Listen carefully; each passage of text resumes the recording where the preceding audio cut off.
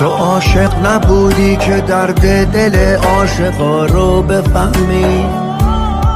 تو بارون نموندی که دلگیری این هوا رو بفهمی، تو گریه نکردی برای کسی تا بدونی چی میگن، دلت تنگ نبوده میخندی تا از حس دلتنگی میگن.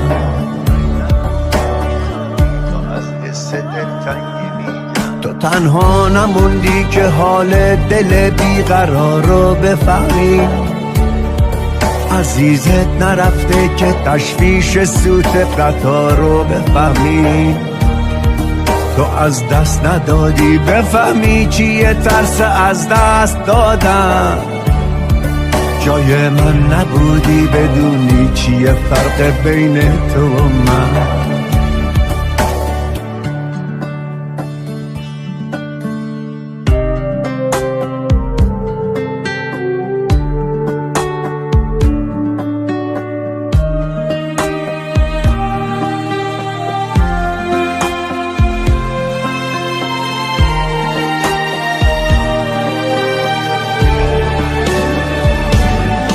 تو هیچ وقت نرفتی لب جاده تا انتظار رو بفهمی، پریشون نبودی که نگذشتن لحظه ها رو بفهمی، تو اونی که رفته چی میدونی از قصه یه جای خالی، من اونم که مونده چی میدونم از قصه بیخیالی.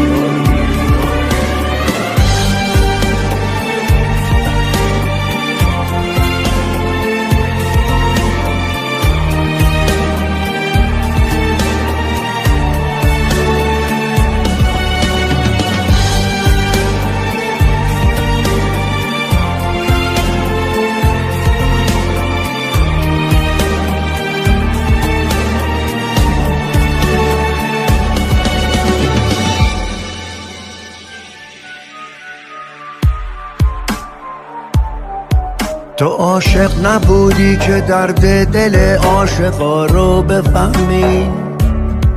تو بارون نموندی که دلگیری این هوا رو بفهمی، تو گریه نکردی برای کسی تا بدونی چی میگن، دلت تنگ نبوده میخندی تا از حس دلتنگی میگن.